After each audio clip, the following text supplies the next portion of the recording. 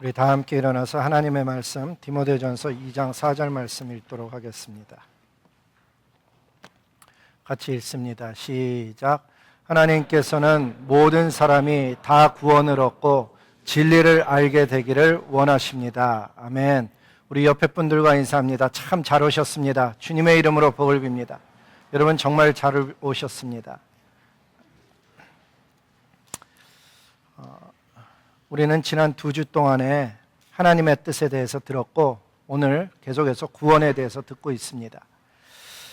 지난 2주 동안에 하나님의 뜻에 대해서 전했던 것은 무엇이었는가 하면 첫째는 거룩하게 사는 것 하나님이 원하신다 했습니다. 거룩함은 구별됨에서 시작이 되고 그 구별됨은 나를 구별하고 몸을 구분하고 나에게 준 시간, 재능, 물질들을 구별해서 하나님께 드릴 때 우리의 삶은 거룩한 삶을 살 수 있습니다 하는 것을 전했습니다. 물론 사람이 거룩해지는 것은 어떤 행위에서 오는 것은 아닙니다. 그것은 우리 안에 있는 성령께서 그런 삶을 살아가도록 도와주시는 것입니다. 성령께서 역사해야만 나를 구분할 수 있고 나에게 있는 재능과 시간과 물질을 구분할 수 있을 뿐만 아니라 정말 하나님 앞에 내 삶을 구별해 나갈 수 있기 때문입니다. 지난주에는 사랑에 대해서 전했습니다. 하나님의 뜻은 우리가 사랑하며 사는 것입니다. 그런데 그 말씀 속에도 사랑은 우리 안에 있지 않습니다.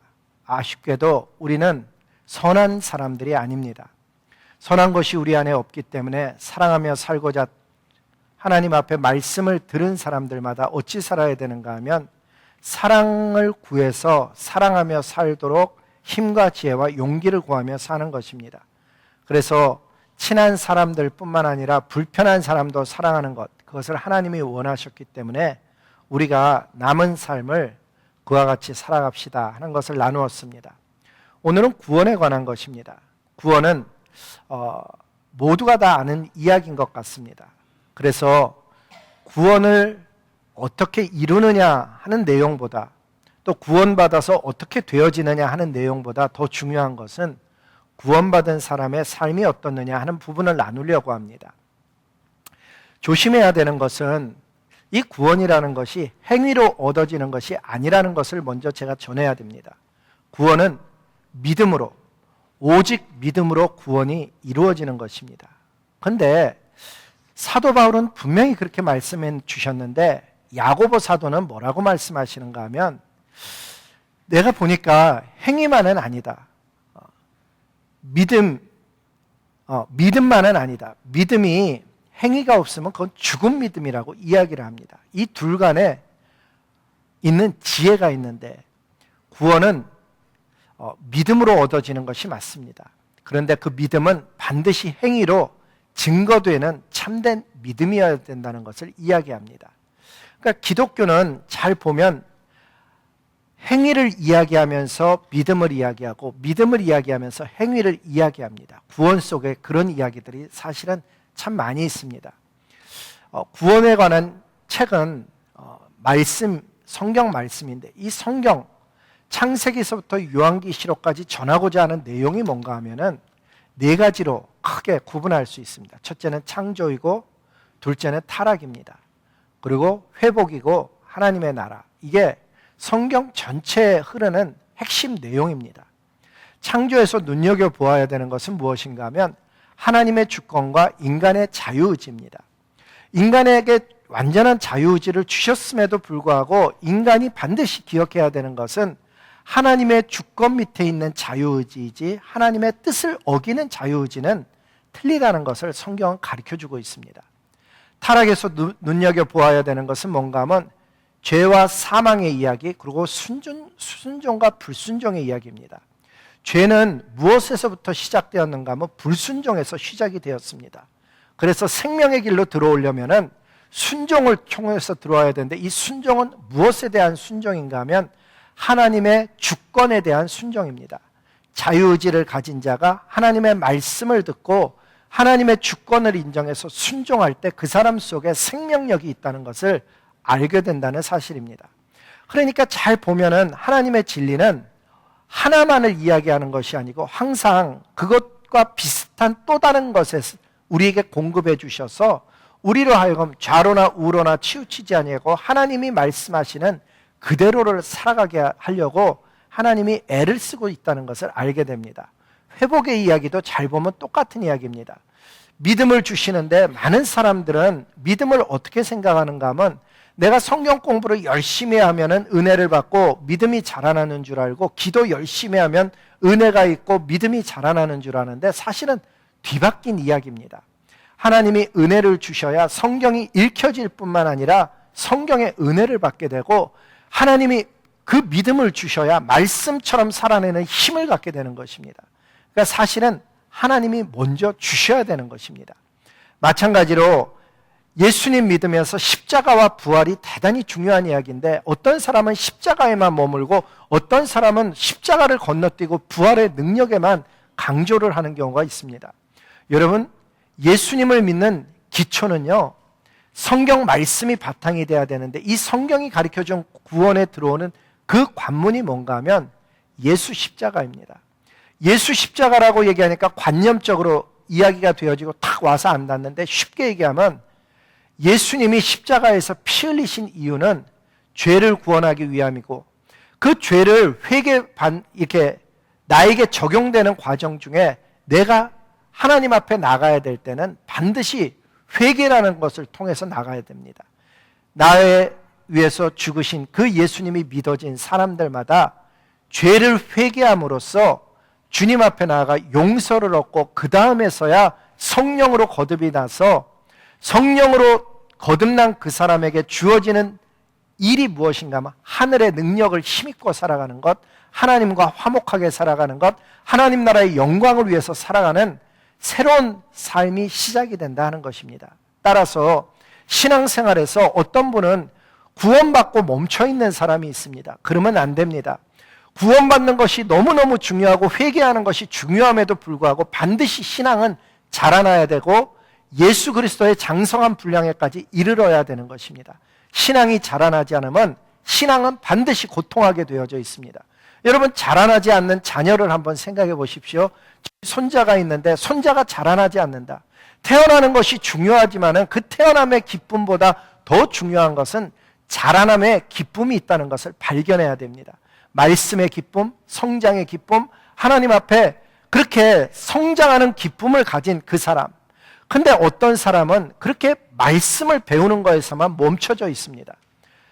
영생을 얻고 말씀을 배우는 기쁨에만 멈춰져 있으면 그 사람은 어떤 신앙생활을 하게 되냐면 헌신하지 않게 되는 것입니다. 그런데 성경은 구원이 헌신을 위한 구원입니다. 사실은 하나님을 섬기고 하나님께 찬양하고 이 백성은 나를 위해서 지었는데 나의 찬송을 부르게 하려 함이라.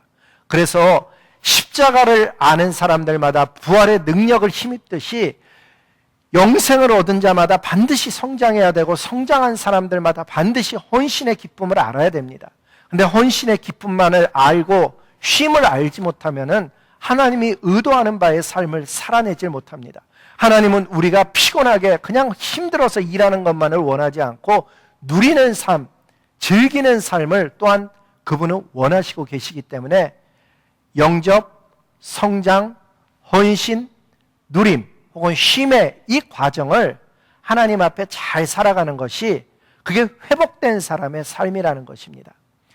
그런데 신앙생활을 거기서만 멈추면 이 땅의 이야기들만 멈추게 되는 것입니다. 사실은 하나님이 정말 저와 여러분에게 주시려는 것은 이 땅에서의 그렇게 의미 있고 보람 있고 사명을 이루고 하나님 나라를 위하여 살아가는 영광된 삶만을 이야기하는 것이 아니고 하나님이 진짜 우리에게 주시려고 하는 것은 영원한 삶, 영원한 생명일 뿐만 아니라 하나님의 나라를 유업으로 주시고자 하나님은 꾸준하게 그 이야기를 구약서부터 해왔습니다. 그 하나님의 나라는 어떻게 시작되는가 하면 마지막 날 재림과 심판이라는 이름으로 시작이 되고 그리고 우리에게 면류관 씌워주고 하나님 나라를 실제로 물려주는 상속의 이야기와 깊은 관계가 있는 것입니다. 이 이야기, 창조, 타락, 회복, 하나님의 나라를 우리 마음속에 진짜 내가 예수님 믿으면서 이게 가장 핵심이구나 하고서는 깨달은 다음에 거기에 집중해서 신앙생활을 하다 보면은 삶에 대한 굉장히 많은 영적인 안목이 생기게 됩니다. 예를 들면은 사람이 죽으면은 그 다음엔 어떻게 될까? 모두가 다 궁금해하는 내용이죠. 이 사람이 죽고 난 다음의 이야기는 왜 중요한가 하면 하나님이 우리에게 말씀하시기를 이 땅에 우리의 삶이 한 번 사는 것은 분명한데 그 후에는 심판이 있으리라고 말씀해 주셨기 때문입니다. 우리의 삶 속에 정말 하나님 나라를 향해서 걸어가는 동안에 하나님은 구원에 관한 이야기를 하면서 계속해서 구원이 어떻게 이루어지는가를 이야기하시는데 구원은요, 예수 그리스도를 통해 죄를 회개하여 성령으로 거듭남으로 이루어지는 것입니다. 그러니까 쉽게 얘기하면 구원은 죄로 인해서 주어진 영원한 사망과 고통으로부터의 구원인데 그 과정이 어떻게 되는가 하면 반드시 세 가지가 있어야 됩니다. 예수 그리스도를 통해야 됩니다. 예수 그리스도를 통하지 않는 구원은 있을 수가 없습니다. 두 번째가 무엇인가 하면은 죄를 회개하고 그리고 나서 성령으로 거듭나야 됩니다. 예수 그리스도를 통하고 회개해서 성령으로 거듭난 사람이 진짜 하늘의 사람인 것입니다. 어떤 사람은 회개를 건너뛴 사람이 있습니다. 그리고 성령의 거듭남만을 이야기합니다. 또 어떤 사람은 성령의 거듭남만을 이야기하지 그리스도를 통한 성장의 이야기를 잃어버린 사람도 있다는 것입니다. 그래서 많은 우리 믿음의 선조들은 무엇을 가르쳐줬는가 하면 세 가지 시제를 가르쳐줬습니다. 과거에 무슨 일이 있었고 현재에 무슨 일이 있었는가. 과거의 이야기를 하면 내가 택함을 받고 예정받은 것이 과거에 일어난 사건이라는 걸 아는 것이 대단히 중요합니다. 왜? 내가 지금 무엇을 했기 때문에 구원받지 않았다는 사실을 인식하는 것이 신앙의 기초이기 때문입니다. 다시, 내가 뭘 잘했기 때문에 구원받는 것이 아닙니다. 봉사를 했기 때문에 구원받는 것도 아니고 헌신을 했기 때문에 구원받는 게 아닙니다. 구원은요, 에베소서 1장 4절에 분명히 말씀하기를 뭐라 그러냐면 태초에 혹은 창세 전에라는 문구로 써놨습니다.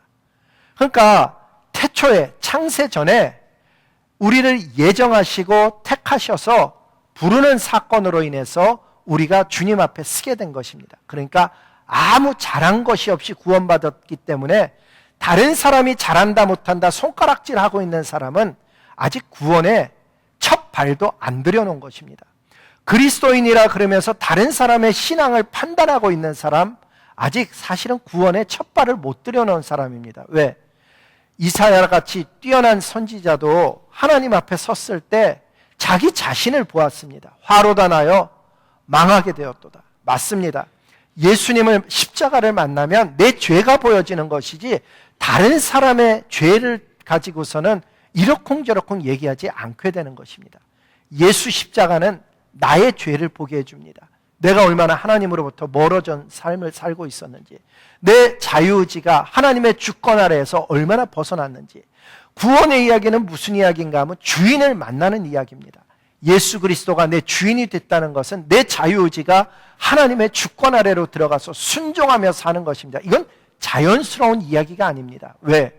우리는 죄 아래에 있었기 때문에 하나님의 말씀 아래 내가 들어가는 것을 꺼려하는 인생들입니다. 사랑하라 그럴 때 사랑하지 못하고, 용서하라 그럴 때 용서하지 못하고, 베풀라 그럴 때 베풀지 못하고, 참으라 그럴 때 참지 못하는 모습이 우리 안에 있다는 것입니다. 그럼에도 불구하고 주님은 과거에 이미 창세 전에 저와 여러분을 구원의 자리로 불러주셨고 예정해 주셨습니다. 그럼 오늘날에는 구원이 어떤 구원인가? 오늘날의 구원은 어떤 구원인가 하면 인도하시고 우리를 보호하시고 우리를 구원에 이루게 하시는 현재적인 사건인 것입니다. 그러니까 이 다음 사건에 일어나는 것은 현재적인 사건이죠. 하나님께서 저와 여러분을 지금까지 인도해 왔습니다. 어느 가정에 태어나게 하시고 그리고 우리를 이렇게 인도해 오신 것입니다. 그리고 그 인도해 온 것뿐만 아니라 보호해 오셨습니다. 보호해 오셔갖고 우리들의 삶 속에 구원에 이르도록 하나님께서 사실은 만들어 가시는 것입니다. 믿음을 주시고 은혜를 주시고 누군가를 만나게 해서 나를 변화시킵니다. 여러분 한번 잘 생각해 보세요. 내가 누군가를 만나서 변화된 거예요. 인생은 만남의 연속이거든요. 사실은 어렸을 때 내가 알지도 못할 때 믿음의 가정에 태어나게 한 사람들이 있고요. 내가 의도하지 않았는데 믿음의 친구를 만나게 하기도 하고요. 믿음의 스승을 만나기도 하고 믿음의 배우자를 만나기도 해서 저와 여러분이 지금까지 인도받고 보호받고 구원의 길로 오게 되었다는 사실입니다. 미래적인 사건은 무엇인가 하면 심판에 이르지 않게 하겠다고 성경은 약속합니다. 마지막에 우리가 심판받는 것은 불못으로 가는 심판이 아니고 상급 심판인데 얼마나 잘했는지, 5달란트를 받은 자는 5달란트를 남겼는가, 2달란트를 받은 자는 2달란트를 남겼는가. 어떤 사람은 성경에 보니까 분명히 달란트를 받았는데 감춰둔 사람이 있더라고 성경이 이야기하는 것입니다. 저와 여러분이 생명 마치고 나면 두 곳으로 가게 될 것입니다. 제가 믿기는 이 가운데 앉아있는 모든 분들이 다 100% 구원의 길로 가서 하나님 앞에 면류관 받으면 얼마나 좋겠습니까마는 성경은 그렇게 얘기하지 않습니다. 마태복음 7장에 보면 주여 주여 하는 자마다 다 구원을 받지 않는데 마지막 날에 많은 사람이 이야기하기를, 거기 보면 많은 사람이라는 데 줄을 쳐야 되는데 많은 사람이 뭐라 그러는가 하면 우리가 선지자 노릇도 하고 능력도 행하고 귀신을 쫓아내지 않았습니까? 이 얘기가 한두 사람이 했다는 게 아니고 많은 사람이 이야기했다는 것입니다. 구원의 이야기는 생각보다 그래서 쉽지 않은 이야기입니다. 아마도 우리 여기 앉아있는 저를 포함한 저와 여러분 가운데 정말 성경이 얘기하는 구원을 잘 들어볼 필요가 있는 것이 행위가 아니고 믿음임에도 불구하고 그 믿음은 반드시 행위를 동반해야 되는 것이기 때문에 이것이 내가 받은 구원이 진짜인가를 반드시 확인해야 될 필요가 있습니다.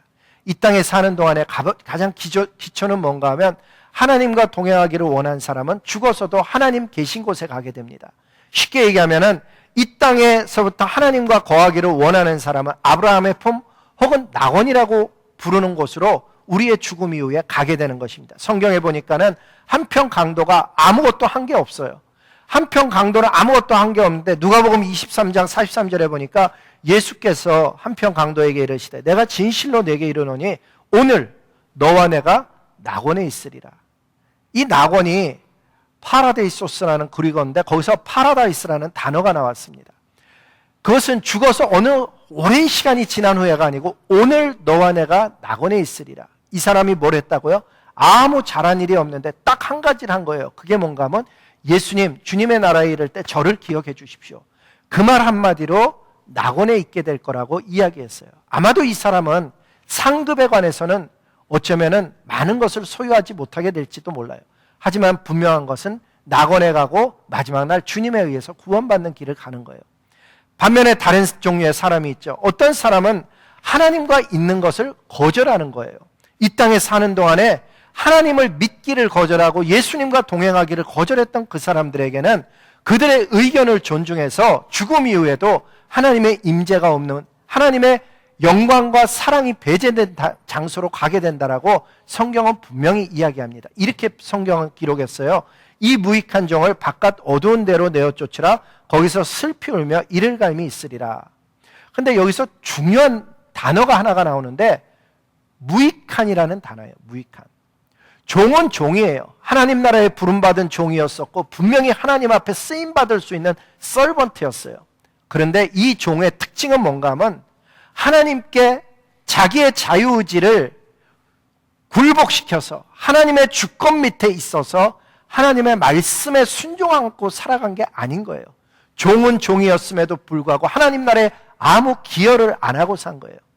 하나님 나라에 기여를 안 하고 사는 것을 왜 안 했느냐라고 물어보면 믿음으로 구원받는다라고 생각했을지도 모르겠어요. 주일날 그냥 와서 예배드리고 그냥 또 일주일을 살고 다음 주일날 다시 나오고 또 일주일을 살고 그래도 구원 받는 줄로 알았을 거예요. 근데 성경은 분명하게 얘기하는 거예요. 그게 구원이 아니라는 거죠. 다시 강조하지만 믿음으로 구원받는 건 맞아요. 근데 그 믿음은 반드시 행위를 수반하는데 어떤 행위를 수반하느냐? 하나님의 주권 밑에 자기의 자유의지를 굴복시켜서 말씀에 순종하는 삶을 요구했다는 사실이에요. 이 무익한 종은요, 하나님 나라에 기여하지 않은 종이에요. 결국은 바깥 어두운 곳에 내어 쫓겨서 거기서 슬피 울며 이를 갈미 있어요. 왜 슬피 울며 이를 갈았겠어요? 자기도 구원의 기회가 있었거든요. 자기도 분명히 같은 말씀 들었거든요. 그런데 그 말씀에 믿음이 화합되지 않아서 말씀처럼 살아가지를 못한 거예요. 여러분, 말씀처럼 살아간다는 이야기를 가벼이 여기지 마세요. 그것은 하나님의 은혜이기도 하고 하나님의 정말 특별한 은총인 거예요. 말씀처럼 살아낼 수 있는 힘이 우리 안에 있질 않아요. 말씀처럼 살아낼 수 있는 힘을 주시는 것은 하나님의 은혜일 뿐만 아니라 성령의 능력인 거예요. 왜 반드시 성령으로 거듭난 사람이어야 되냐? 성령과 함께 말씀이 역사되려면 내 안에 성령의 역사가 있어야 말씀처럼 살아가서 유익한 종이 되는 거예요. 쉽게 성경의 단어로 바꾸면은 마지막 날 착하고 충성된 종아 잘하였도다는 그 착하고 충성된 종의 삶을 살 수 있는 것은 그것은 의지가 아니고 하나님의 은혜였고 하나님께서 주시는 믿음의 여정이었고 말씀처럼 살아내는 힘이었던 거예요. 그게 어디서 오느냐? 성령에서 오는 거예요. 반드시 성령으로 거듭나야 되고 성령을 사모해야 되고 성령의 충만함을 위해서 기도해야 되는 것은 저와 여러분의 삶은 그냥 살아가는 삶이 아니고 생명의 삶을 살아가고 있기 때문이죠. 오늘도 수많은 사람들은 하나님의 말씀을 읽어요. 수많은 사람들이 예배를 드려요. 그러나 정말 하나님의 말씀에 의해서 성령의 감동을 입고 살아가는 힘을 얻고 살아가는 사람은 그리 많지 않기 때문에 그 길이 좁은 길인 거예요. 소원하기는 이 예배를 드리는 모든 분들이 그 길을 가기를 예수님의 이름으로 복을 빕니다. 신앙생활하면서 하지 말아야 되는 것이 있어요. 그게 뭔가 하면 말씀을 듣고 행하지 않는 것. 그것은 하나님이 가장 싫어하는 삶이에요. 성경 야고보 사도는 그것을 스스로 속이는 자라고 가르쳐 주거든요. 말씀처럼 살아내는 힘이 우리 안에 없기 때문에 말씀을 들을 때 어떻게 해야 되냐면 아멘 그럴 뿐만 아니라 하나님 그 말씀처럼 살아가는 힘을 주시옵소서, 지혜를 주시옵소서, 은혜를 주시옵소서. 하나님 앞에 갈구하면은 하나님이 그 길을 가도록 누군가를 붙여두든가 마음을 변화시키든가 환경을 변화시켜 주든가 성령으로 충만케 하셔서 우리가 그 길로 가는 동안 보호받고 인도받고 하나님의 역사하심을 체험하게 되는 거죠. 오늘도 우리의 삶 속에 성도의 삶 속에 죽음 이유를 가르쳐 주는데 어느 날 마지막 날 저와 여러분도 잠깐 오면 하나님 앞에 서는 날이 반드시 속히 오는 거예요. 여러분 세월이 얼마나 빠른가를 한번 보세요. 제가 이 교회에서 섬긴 지가 23년이 지났고 24년을 접어들었는데요. 엊그저께 같아요. 정말이에요. 엊그저께 같아요. 얼마나 세월이 빠르게 가는지. 아니 여러분 우리가 6월 달을 마쳤습니다. 이제 7월을 시작했습니다. 그러면서 예배드린 게 엊그저께 같은데 벌써 7월 마지막 주인 거예요. 여기 1년 와 계시는 분들 한번 생각해 보세요. 1년이 얼마나 빨리 갔나. 1년이요 너무 빨리 가는 거예요. 어떤 성도님은 그런 이야기를 했어요. 여기 도착해서 6개월 적응하니라고 6개월 지나고 이제 적응할까 그러는데 간이라고 6개월 준비했대요. 1년이 아니고 목사님 1년 반이나 2년이었으면 좋겠어요. 어떤 분이 그러더라고요. 그런데 2년이면 될 것 같아요? 아니에요. 3년, 4년도요. 사실은 얼마나 빨리 가냐면 우리 자녀 말고 남의 자녀를 보면 금방 알아요. 어느 날 헤어졌다가 남의 자녀를 만났는데 내가 얼굴을 알아보질 못하겠는 거예요. 그 어린애가 벌써 커갖고 허그를 하는데 걔가 등치가 더 커갖고 저를 이렇게 안아주는 거예요. 거꾸로. 걔 분명히 병원에 태어났을 때 제가 기도해 줬던 애인데 저보다 더 커갖고 저를 이렇게 안아준다니까요. 우리의 삶이 얼마나 빨리 가고 있는지. 보통 70, 강건하면 80을 사는 삶인데 여러분 나이에다가 여러분 20년이 그렇게 빨리 간다 그러면 20년을 한번 더 해보세요. 삶 속에 하나님 앞에 쓸 날이 그렇게 멀지 않아요. 올 때는 순서가 있지만 갈 때는 꼭 순서대로 가는 것도 아니고요. 준비되셨느냐 하는 얘기죠. 예수님 믿으면서 여러분 정말 행복하세요. 예수님 만났기 때문에 인생이 변하고 있어요. 삶 속에 예수님의 말씀 때문에 나는 날마다 주님을 닮아가고 있어요. 예수님의 말씀 때문에 내가 정말 파이트해요. 예수님의 말씀 때문에 인생 속에 정말 하나님 앞에 엎드려 갈구함이 있어요. 우리의 삶 속에 날마다 이 예배는 똑같은 예배가 아니라고 제가 강조를 해요. 그 예배는 어쩌면 내 인생 속에 삶을 바꾸는 놀라운 예배인 거예요.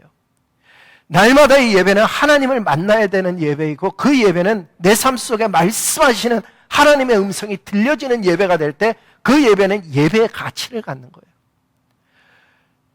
오늘이 성경 읽기 통독하는 그 순서에 따르면 이사야 1장서부터 3장을 읽는 날인데 오늘 아침 혹시 말씀을 묵상하고 나온 분 있으셔요? 그 이사야 1장에 보니까 뭐라 그러는가 하면 너희가 내 마당만 밟을 뿐이니라. 누가 너희에게 이것을 요구하였느냐. 나는 수양의 기름에 번제에 내가 정말 싫다는 거야. 누가 성전문 닫을 짜증 없겠냐? 아니, 잘 생각해 보세요. 하나님이 말씀하시는 것은 예배를 안 드렸다는 문제가 아니에요. 오늘 수많은 사람은 예배 왔다가 가면 되는 줄 아는데 그 이사야서 1장의 얘기가 바로 그 얘기를 하는 거예요. 예배를 안 드렸다는 얘기가 아닌 것을 너희가 알지 못하느냐? 너희는 내 마당만 밟고 가느니라. 저와 여러분은 성령의 사람이에요. 성령이 낳은 사람이에요. 구원은 완전한 사람이 받는 구원이 아니고 부족하고 정말 어떻게 보면 정말 아무 가치 없는 인생인데 예수 십자가의 은혜 때문에 받는 것 분명하단 말이에요. 그런데 그 믿음은 반드시 행위가 따라야 되는 믿음이라는 사실이에요. 구원받아야 되는데요, 다른 사람 보고 낙심해서 실망해서 구원의 길을 포기한 사람도 있어요. 내 안에 있는 죄를 봐야 되는 사람이 다른 사람의 모습을 보고서는 낙심하는 거예요. 교회가 어떻느니, 성도가 어떻느니, 직분자가 어떻느니. 여러분, 그렇게 하면 구원과 멀어지게 돼요. 성경에는 우리의 구원을 다른 사람 때문에 못 받는 이야기가 나오지 않는 것 아세요? 구원은 하나님과의 대면인 거예요. 오늘 이 시간에도 하나님, 나의 죄의 문제 때문에, 하나님, 나의 연약함 때문에, 나의 부족함 때문에 주님 앞에 이렇게 도움을 청합니다. 그 사람은 구원받아요. 저 사람이 저렇게 해갖고 내가 힘들어요. 이 사람은 아직 길이 먼 거예요. 성경에 보니까는 어떻게 되어 있냐고만, 성경은 이렇게 약속했어요. 시편 34편에 보니까 누구를 구원한다 그랬냐면 마음이 상한 자를 가까이 하시고 충심으로 통회하는 자를 구원하시는도다. 여러분, 정말 마음속에 여호와 하나님 앞에 상한 마음을 가진 사람이 있어요. 하나님, 나 이렇게 살아야 되는데 이렇게 살 수밖에 없는 내 모습이 힘들어요. 그런 사람을 하나님 가까이 하셔요. 오늘도 구원의 길에 들어설 뿐만 아니라 실제 구원의 삶을 살아가서 기쁨으로 구원을 선포할 뿐만 아니라 누리는 삶 살아가기를 주님의 이름으로 복을 빕니다. 두 번째는 오늘 말씀을 보니까 하나님께서 모든 사람이 구원받을 뿐만 아니라 진리를 알기를 원한대요. 제가 2018년 9월에 그림을 하나 보여드렸었는데 니콜라이 게이라는 분이 쓴 그림이에요. 그림의 제목이 What is Truth라는 제목의 그림이었어요. 진리가 뭐냐 하는 그런 그림이었었는데, 여기서 황금색 옷을 입고 있는 사람은 빌라도예요.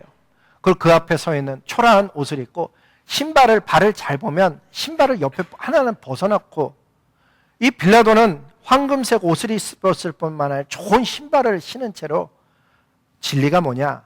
그리고 물어보는 장면의 유명한 그림이에요. 근데 예수님이 대답을 안 하시는 거예요. 왜?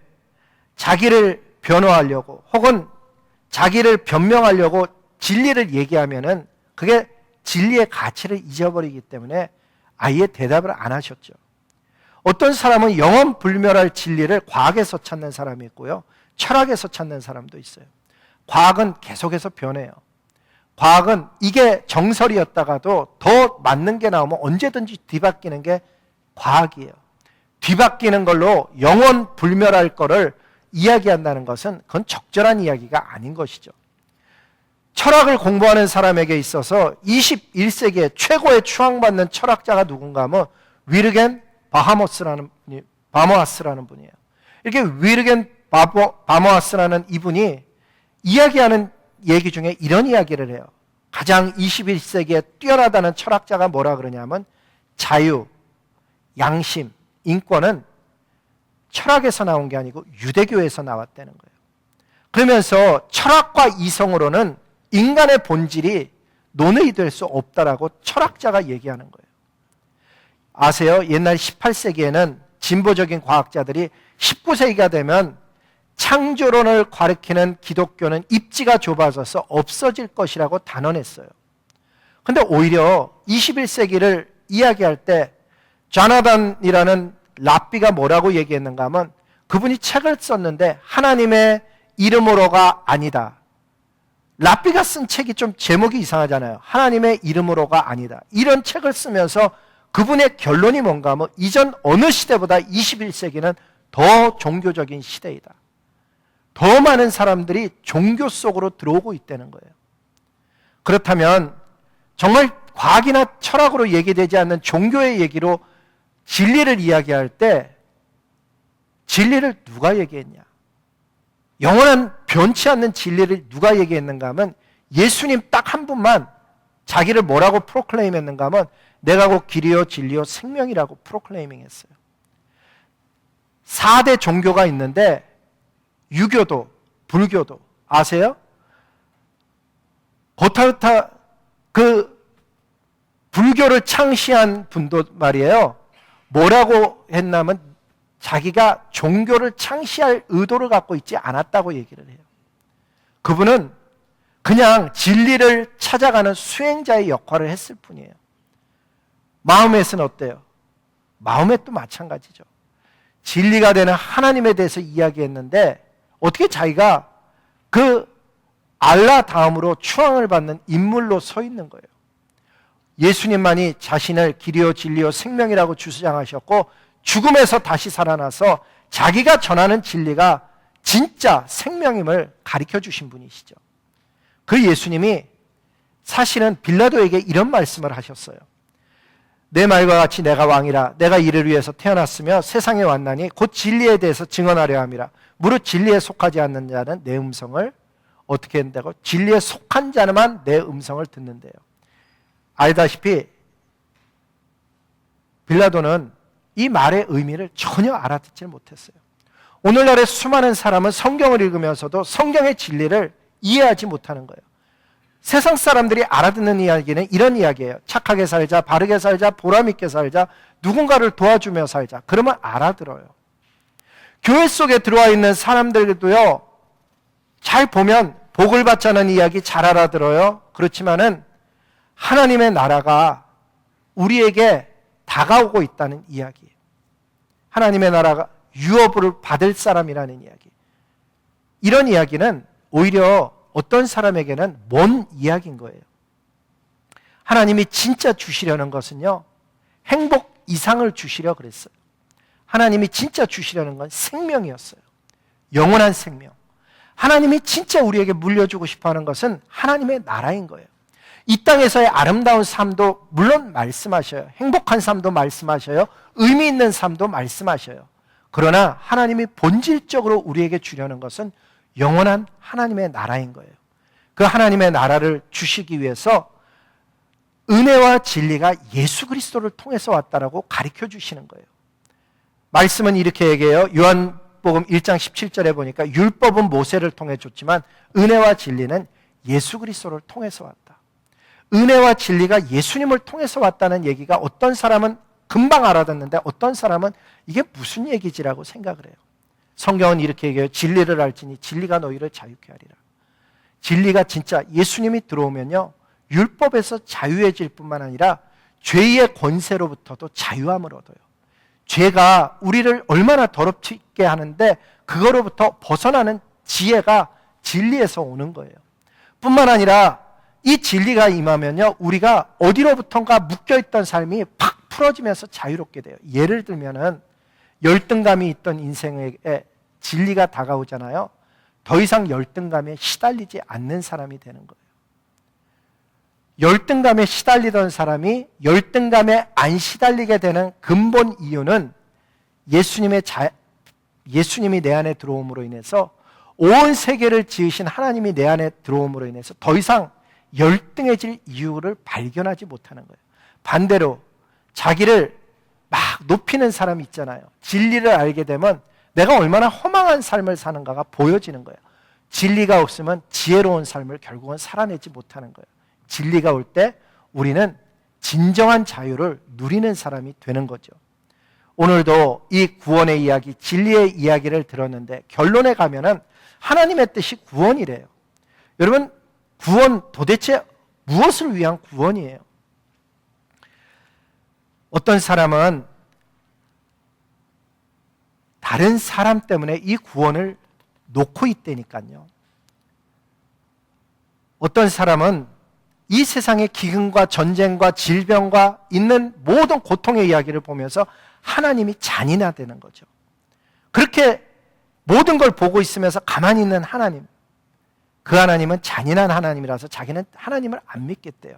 근데 여러분, 사실은 잘못된 이야기예요. 전쟁과 기근, 살인과 약탈, 가난과 폭력은 하나님이 만들어내고 있는 것이 아니고요, 선악과를 따먹은 우리 인류가 죄의 결과로 맺고 있는 죄의 열매들인 거예요. 하나님은 아주 오랜 세월을 적극적으로 우리들을 향해 찾아오셨고 설득해 오셨어요. 죄로부터 돌이켜서 하나님의 자녀되라는 거죠. 오늘도 하나님은 이 예배를 통해서 우리를 찾아오셔서 말씀해요. 너는 나의 사랑하는 아들이고 딸이라고 말씀해요. 근데 사람들은요, 하나님께 돌아가는데 전심으로 돌아가지 않는 어려움을 겪고 있는 거예요. 어쩌면 우리도 전심으로 하나님을 사랑하지 않아요. 그냥 와서 예배드리는 정도로 살아가는 거예요. 성경은 이런 얘기를 해요. 잠언에 보니까 사람이 미련함으로 자기의 길을 굽게 하고는 마음으로는 하나님을 원망하느니라. 하나님 교회가 왜 이래요? 성도가 왜 이래요? 사실은요, 하나님이 하시는 게 아니라는 거예요. 교회에 실망해서 더 이상 교회 안 다닐 수도 있겠죠. 그렇지만은 어떤 면에서는 그런 모습이 이해가 되지만은 아무리 그래도 아까 강조했던 것, 성령으로 거듭난다 그랬잖아요. 진짜 구원받은 사람은요, 성령으로 거듭난 사람인데 이 사람의 특징이 뭔가 하면 죄를 회개한 사람이에요. 죄를 회개하면 다른 사람끼리 안 보이고 내가 보인다니까요. 진짜 회개해보면 자기가 보여요. 그리고 나서 민족을 위해서 회개하게 되고 교회를 위해서 회개하게 되지 원망하거나 탓하지 않는 사람이 되는 거예요. 오히려 예수님의 교회가 어떻게 보이는 줄 아세요? 이렇게 부조리해 보이고 엉망 같아 보이는 교회를 향해서 예수님의 신부된 교회로서 내가 그 교회를 어찌 붙들 수 있을까, 깨끗하게 할 수 있을까를 놓고 기도하는 사람이 되는 거예요. 교회에 실망해서 떠나는 모습이 아니고요, 실망된 모습을 붙들고 기도하는 사람이 된다는 거예요. 예수님의 제자를 보세요. 예수님의 제자 중에 단 한 사람도 다른 사람을 보고서는 실망해서 돌아서서 안 믿었다, 한 사람도 나오질 않아요. 오히려 그 시대를 향해서 전부 기도했던 거예요. 예수님은 불완전한 나를 찾아오셔갖고 하시는 말씀이 뭔가 하면 불완전한 이웃을 사랑하래요. 그리고 예수님이 세운 교회를 뭐라고 말씀하냐면 완전한 교회라고 얘기하지 않고요, 내가 이 교회를 세우리니 음부의 권세가 이기지 못하리라. 세우는 분이 누구예요? 하나님이셔요. 실제로는 예수님께서 세우시고 음부의 권세가 이기지 못한다, 어둠의 권세가 이기지 못한다고 분명하게 말씀했어요. 근데 왜 교회 안에는 이상한 일이 있고 이상한 사람이 있어요? 성경이 미리 다 가르쳐줬어요. 여러분, 성경 공부를 해보면 유다서 1장에 보면요, 가만 들어온 사람이 있고요, 갈라디아서 2장에 보면 가만 들어와서 우리의 자유를 엿보는 사람이 있다 그랬고요, 예수님은 그 오래전에 먼저 말씀하시기를 너희가 잠들었을 때 알곡 사이에 가라지를 원수가 뿌려두고 갔구나라고 얘기해요. 제자가 물어보죠. 이 가라지를 뽑으면 안 되겠습니까? 그때 예수님이 뭐라 그러냐면 가라지 뽑으면 안 된대요. 왜? 가라지가 뽑으면 알곡이 반드시 다치게 되니까. 마지막까지 놔두라는 거예요. 교회가 마지막에 반드시 알곡과 가라지로 하나님께서 가르시겠다 그랬어요. 알곡은 들여서 곡간 안에 들여놓고 가라지는 해서 불태우겠다라고 얘기하고 있어요. 사실은 그 얘기가, 그 알곡과 가라지의 이야기는 참된 성도와 거짓된 성도의 이야기였던 거예요. 놀라운 사실은 함께 자라나고 있다는 사실이죠. 우리가 알곡과 가라지인데 나는 어떤 사람이 되기를 원하는 거예요. 오늘 이 아침에 하나님이 말씀하시는 구원의 진리는 알곡대라는 거예요. 알곡은 특징이 뭔가 하면 하나님의 주권에 자기의 자유의지를 굴복시켜서 말씀에 순종하여 하나님의 말씀을 삶으로 살아내는 바로 그 사람. 오늘 신앙을 보면 외부의 박해로 인해서 교회는 무너진 적이 없어요. 교회는 오히려 박해가 가해질수록 순결한 신부와 같이 오히려 불꽃처럼 타올랐어요. 중국 교회가 그랬고 초대교회가 그랬어요. 우리의 삶도 마찬가지예요. 저와 여러분은 박해로 인해서 무너지는 게 아니고 내부의 부패로 인해서 무너지는 거예요. 오늘도 내 마음속에 부패하지 않으려면 다시 오실 예수 그리스도를 향해서 내 삶을 반드시 바꿔야 되는 거예요. 많이 바꾸는 게 아니고 한 주에 하나씩만 바꾸는 거예요. 내 삶 속에 거룩하지 않은 영역이 있으면 버려야 되고, 내 삶 속에 사랑하지 않는 영역이 있으면 사랑으로 바꿔야 되듯이, 오늘 구원으로 다가서는 데 있어서 하나님의 말씀은 그거예요. 너희의 구원이 너희의 유익만을 위한 것이 아니고 하나님을 찬양하려고, 하나님의 교회를, 이 복음을 땅끝까지 전하는 데 쓰임받으라고 저와 여러분을 불러주신 거예요. 어떤 형태로든지 아까 우리가 읽었던 말씀처럼 무익한 종이 되면 안 되는 거예요. 하나님의 나라에 유익한, 착하고 충성된 종이 돼야 되는 거예요. 증인의 삶을 살아야 되는 거예요.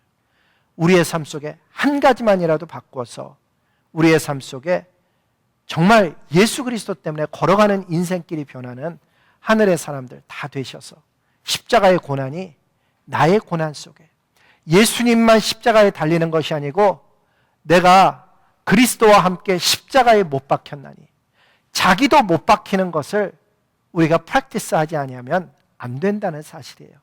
예수님이 십자가에 못 박힌 건 그거는 분명한 사실이에요. 그런데 진짜 내가 날마다 죽는 사람, 그리스도와 함께 십자가에 내가 못 박히는 삶을 살지 않으면 자기 스스로 길을 굽게 하고는 여호와를 원망하여서 교회가 왜 이래요?